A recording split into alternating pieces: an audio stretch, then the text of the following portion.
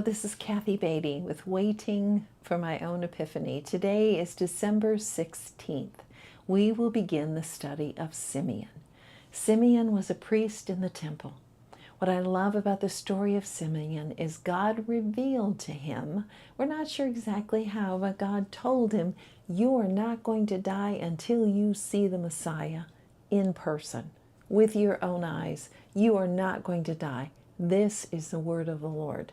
And so Simeon, can you imagine the expectation and anticipation that he must have felt as he every day people came into the temple and he saw the babies come and he wondered, is this the one? Is this the one? And yet when he knew Jesus, when he saw Jesus, he knew, it confirmed with the Holy Spirit inside of him, this is the Messiah. This is the one that all of Israel and all the world has put their hope in. And he is here. Simeon was in a place where God could speak to him. And I think that's one of the greatest messages of Simeon. Today, on December 16th, it's called God in the Whispers is the title, where we talk about Simeon being in the right place, in the right time, out of obedience, for God to be able to speak to him and show him great things he did not know. As one of the verses that you have here, Jeremiah 33:3, call on me and I will show you things that you do not know. And that's what happened with Simeon the priest. God's in the whispers. He may not be in the crowds, although he can speak to you in the crowds, he can speak to you anywhere. But there's something very sacred about that time when we are still and we are listening. And one of the verses here referenced is 1 Kings 19:11 through 13, where a great wind goes by Elijah.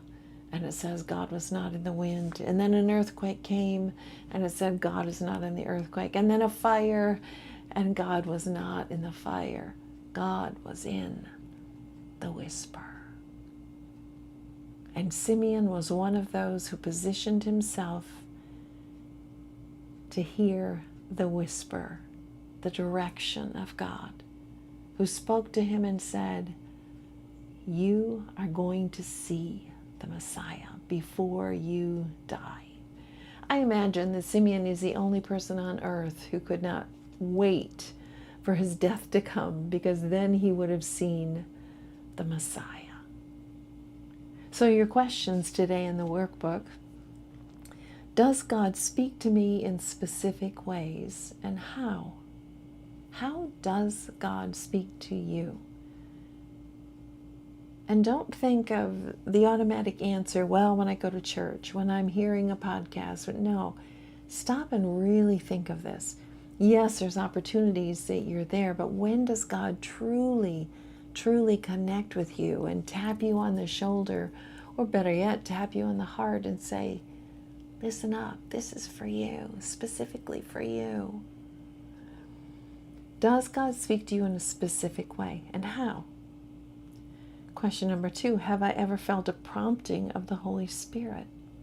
Recall the feeling, the faith, and the finding that came with that. Next question, is it possible that all that I long for, my dreams, my goals, my plans, my satisfaction, my happiness, my joy, is held within God's hand? And how should I receive them? How can I claim them?